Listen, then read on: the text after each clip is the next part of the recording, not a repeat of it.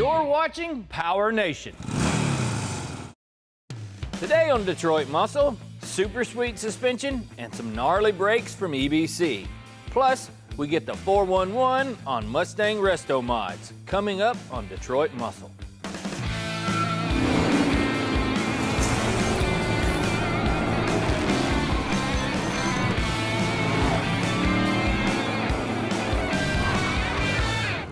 Hey guys, welcome back to the shop. We're about halfway through our EBC Mustang giveaway project, and today we've got a table full of Go Fast goodies that'll help this old hot rod handle like an Indy car, and some massive brakes that'll make it whoa almost as fast as it goes. With our Mustang, we have some big plans. So the engine, trans, all the worn and squeaky suspension, and the dated interior are getting upgrades. We want this thing to be a complete package, so it's getting the treatment. A 4-link rear, modern front suspension, and coilovers all the way around. For a power plant, a hopped-up Coyote is a must, coupled with a 5-speed manual gearbox to multiply the fun factor. Plus, we'll install bigger brakes to handle all that horsepower, and add some fresh, snazzy interior to complete the package. Today we're feeling a bit ambitious. We're going to be installing all of our new front suspension that we picked up from Summit Racing. It's made by Detroit Speed, and it's going to make that old Mustang handle like it's on rails. So with our goal, I brought in a friend of mine. Josh, I hope you're ready to get dirty, man. Definitely ready to get dirty today with this Mustang. We got to remove these shock towers, along with a couple of different components here in the sheet metal. But to access the sheet metal and the shock towers, we got to remove the front fenders, along with a couple of different components in the front end. I'm going to be cutting, grinding, and welding, and I'm going to have a good old time with the Mustang. Good old time. Well, I guess let's get these things off so you can start the square dance. Let's get to it.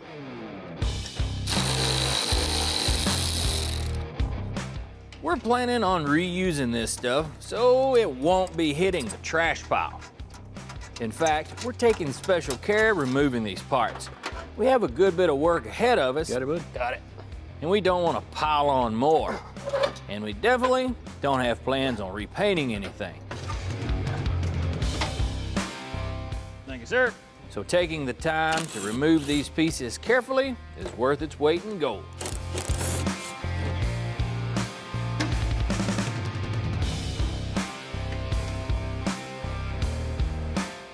And hey, if you want to make your life easier, there's nothing wrong with bagging and tagging your hardware.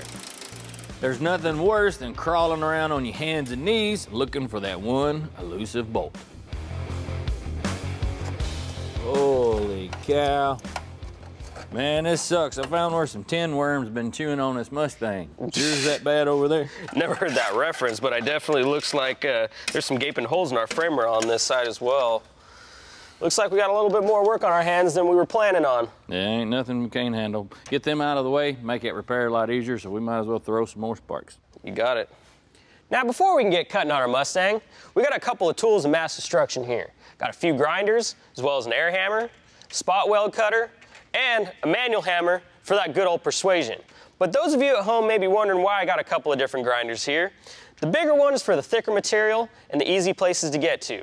The smaller one is for the thinner material and the harder places to get to. Now with our Mustang, I feel like I'm going to be running into both. But a lot of these tools here are known to sling shrapnel everywhere, and to protect us from that shrapnel, as well as hearing, got some earplugs and some safety glasses. Ripping through dozens of spot welds, a little pile driving, and throwing some shooting stars. These shock towers come out lickety-split.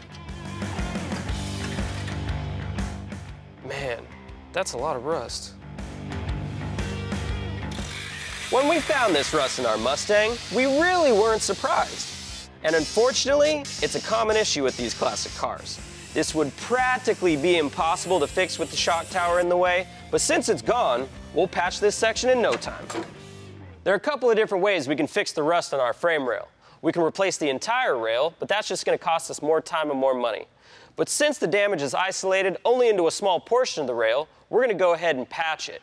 Now, seeing that the rail is structural, it's thicker, roughly 14 gauge, and a good rule of thumb when making a repair like this is to match the base material. With a few measurements, we can make our marks. And like in grade school, follow the lines. A little cleanup on the belt sander, a 90 on the brake, and we're ready to fit our patch piece. With old Blue, we can glue these pieces together. And then clean them up to make a seamless repair.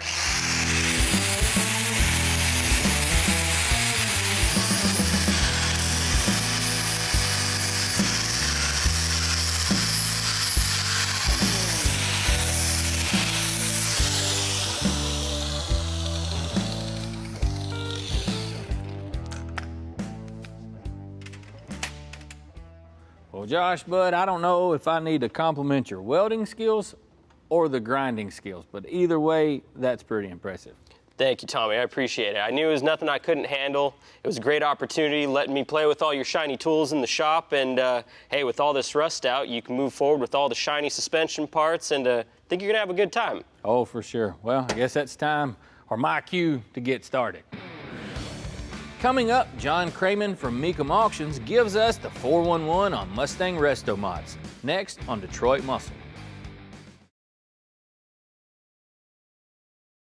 Hey guys, welcome back to the shop. We're making some really good progress with the install on the upgraded front suspension going under our Mustang. We've also had John Craman, a good friend of ours of the shop, stop in. What brings you to town? Tommy, I'm never going to pass up a chance to stop by the shop and see what you got going on. Well, what we have here is a 1970 Mustang that we're building with EBC, and we're going to be giving this thing away. Looks like you're headed towards a full-blown RestoMod treatment. I'm really glad to see that, because this is definitely a great way to combine vintage components with those classic Mustang lines. Oh yeah, we're going with some pretty gnarly power up under the hood, late model Coyote. It's going to get a 5-speed, you know, with an extra pedal in the floor. That always makes things a whole lot more fun. Plus this trick suspension, it's going to be a killer ride. You know, dating all the way back to 1964, the Mustang has been one of the it cars for Americans in particular, and it's really gratifying to see that even the vintage rides, this one from 1970, are getting attention from a brand new market, those that really enjoy blending old with new. Yeah, they are definitely popular. And saying popular, didn't you guys sell, let's call it a popular car a while back? Well, the BULLITT Mustang sale got so much attention. It sold actually for $3.74 million, an all-time high mark, of course, for a Ford Mustang. And it's just amazing the staying power that the Ford Mustang brand has as it transitions through different generations. Now, I have to ask, what did it feel like in the room, like play by play? I need to know. Indescribable. We had high expectations for a big dollar number. We knew it was going to bring in the millions. We just didn't know how many. But the place was packed like we never saw it before. There was a indescribable excitement and energy in the room that paid off with a huge sale. It was definitely one of our best moments ever. Oh, it had to be. It would have been killer just to be there, for sure. You know, speaking of excitement, you guys had a certain 1969 Dodge Charger RestoMod that had its own level of excitement at Mecum. He's right. Our pride and joy on that prestigious stage, under those shimmering lights, was a sight to see. The energy in the room was kind of overwhelming. And with the slam of the gavel, our car fetched 6 figures, making us feel proud of our creation, and confirmed the hours spent for perfection didn't go unnoticed. That car is probably my most favorite that I've ever had anything to do with. And with this car, I bet it's going to be just as much fun, but we're not looking to sell it. We're actually going to give it away. Let me show you some of the goodies that's going in it. Sounds good. First thing that I want to show you is this jewel. It's a brand new TKX from American Powertrain. It's 5 speeds of fun. And I'm curious, are you a fan of ripping through the gears? I don't think there's any doubt that any car guy, old school car guy, prefers a good old-fashioned 3-pedal traditional manual transmission. Today's automatics are great, don't get me wrong, but this is where it's at for me. Oh yeah? And are manual shift cars, let's call them more sought after even so, in the muscle car? Yeah, there's no doubt in the collector car world, the current trend is for any vehicle that was originally produced with a manual transmission to be in very high demand right now. Something about it, that driving engagement and fun to drive. That's what it's all about. Well, this thing coupled with that, it's definitely gonna have a lot of fun. Well, look what we have here. Looks like a Coyote 5-liter Ford power plant, but something special on the top of it. Oh yeah, that power adder definitely gets the job done. It makes plenty of power, it's got reliability, and whenever you pop the hood, it's a piece of candy under there. Yeah, since 2011, the Coyote has been really the go-to engine in retrofitting Ford products. Keeping it all in the family is a good thing. Well, John, with what you've seen, how are we doing? Man, supercharged Coyote 5-liter, 5-speed manual transmission, lots of suspension updates, big EBC brakes to slow it all down, that 70 classic Mustang fastback body style. You nailed it, man. Well, that means a lot coming from you, and I have to say I can't wait to be finished with this thing sitting behind the wheel, and I can't wait for the opportunity to see the person's face, you know, the smile they're gonna have after winning it. Man, I wish that was me. I wonder if I got a chance to get in on this thing. Well, you can always enter, you know, you never know. I wonder if they would let me win this thing. Interesting. Up next, we hang this sweet suspension, and boy, does it look awesome. Plus, we get our swerve on to complete the package.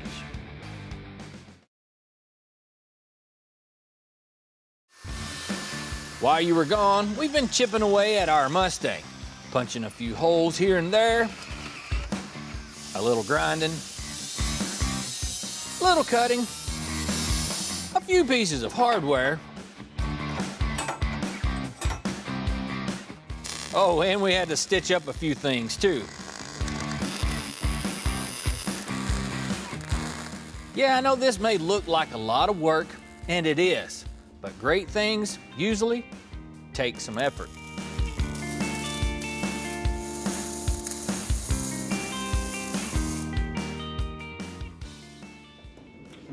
Well, we're finally done whittling and welding on the nose end of our Mustang, and it's time for us to start bolting in some of our hard parts. Now, we're still kind of in the mock-up stage because later down the road, I'm going to pretty up under the hood on those inner fenders and so on. So I also swapped out some of our hardware to just standard nuts because the kit comes with some mechanical locking nuts, and there's no need to waste those putting this thing together right now. We're going to start off by sliding in our lower control arm and bump stop. You can tell how well this is engineered by how quickly and easily everything slides into place. Heck, I didn't even break a sweat. With our bushings installed, we can slide in our splined hollow tube sway bar. Now, it doesn't matter if you're doing a trick suspension like this one or just kind of a restoration on your car. You can upgrade the sway bar, and it really doesn't take all that much, but it drastically improves the way the car will ride, handle, and steer.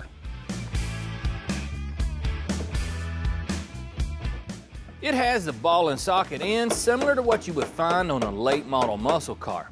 And it's easy to see, it's better than those old school setups with that extra long bolt and all those rubber isolators.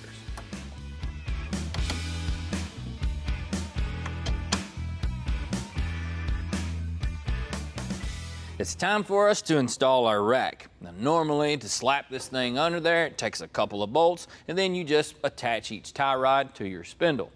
Now, this procedure that I'm wanting to do before I put it in there is called centering the rack. If you don't do this, well, you may find that when you turn to the left or right, it may go about a quarter of the way, and then when you turn to the other side, well, it hyperextends. Centering this thing is super simple to do and will prevent that. To get started, you want to rotate the input shaft till it stops all the way in one direction, and either side is fine. Sometimes you can turn these by hand, but depending on how tight the rack is set up, well, you may have to use a wrench. I prefer to use an adjustable as opposed to a locking because that lowers the risk of damaging the grooves or your splines. Let's see where we're at.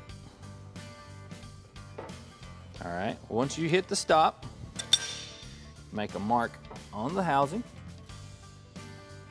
then onto the shaft. Spin this thing back the opposite way. Count your revolutions. 2, right here.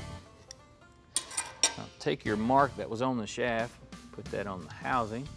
Now depending on how many revolutions you went, we'd only made 2, so we're gonna go back half of those, which is 1.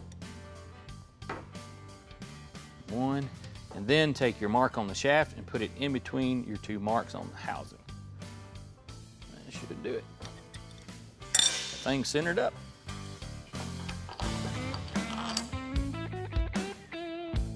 Now we just need to slide this thing into place. Snug her down.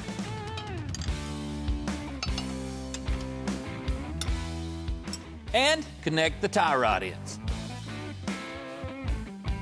Man, all I gotta say is, job well done. This is only a drop in the bucket for the goodies that's going in this ride. And don't forget, one of you guys will be the proud new owner. Coming up, they're big, they're beautiful. We're talking about brakes here, folks. This Mustang giveaway will be one of the first to have a set of these.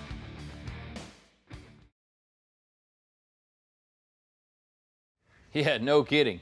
Now, we've been making some really good progress on our Mustang, and now it's time for us to move on toward the brakes. We've unboxed our goodies, and James, this is one impressive kit. Thanks, Tommy. Yeah, we got them all ready in time for you guys and air freighted them over. And I hope you like them. I hope you like the experience of just opening the box. Oh man, the packaging was impressive, and then you get the product out and it's really impressive. So I can't wait to get these things on. Now, I know this isn't just some standard run-of-the-mill setup, is it? No, that's right. So you see the rotors right in front of you there, Tommy. So they are fully floating cast iron rotors with aluminum hubs, which are all milled just about 10 yards from me next door here.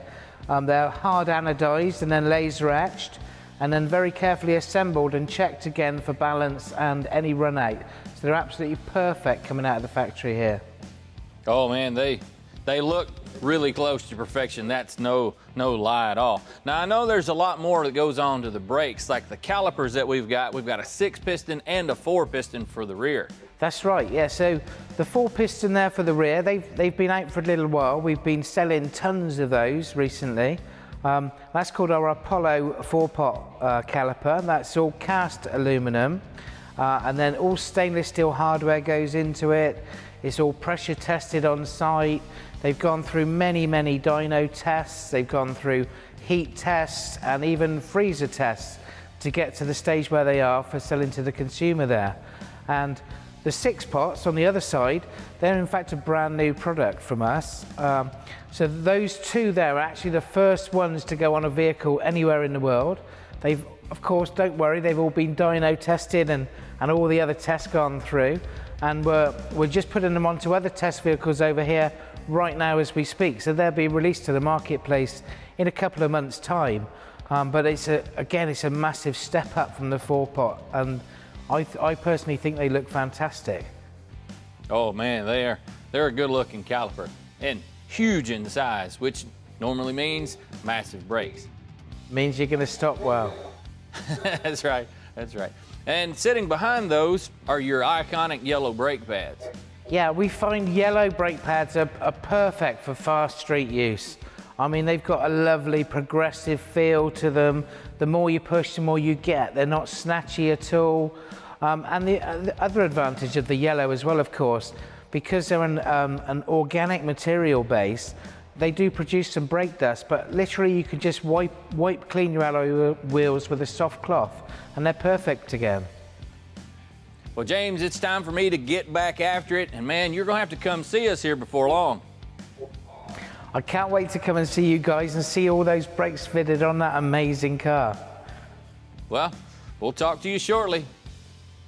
Cheers, Tommy. See you, bye-bye, bud. guys.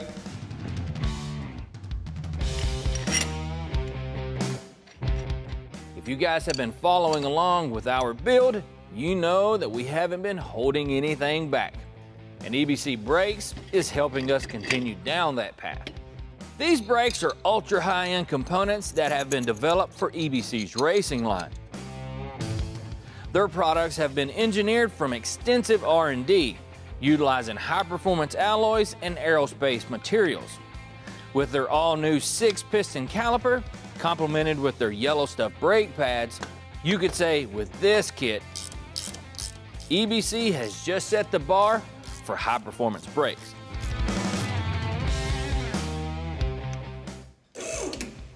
You know, it's not a bad idea to go ahead and torque all your suspension and brake hardware to the recommended specs, even whenever you're at a pre-assembly mode like we are, because that helps to ensure everything is where it needs to be, and it helps to reduce fit issues later down the road. And this is a process you want to do with precision. Matco offers several torque wrenches to help you accomplish the task at hand, like this 1/2-inch drive fixed torque wrench. It has a range from 50 to 250 foot-pounds, a dual scale in standard and metric readings, and a retractable locking ring to ensure accurate settings. Overall, today has been a great day. We've got quite a bit accomplished, and it was practically Christmas unpacking these massive EBC brakes. Building this car has been a true joy. And just think, one of you lucky guys, before long, will be able to take this project home. To sign up to win, go to PowerNationTV.com. And while you're there, you can check out our project pages, where you can keep up with this build and check out all our episodes.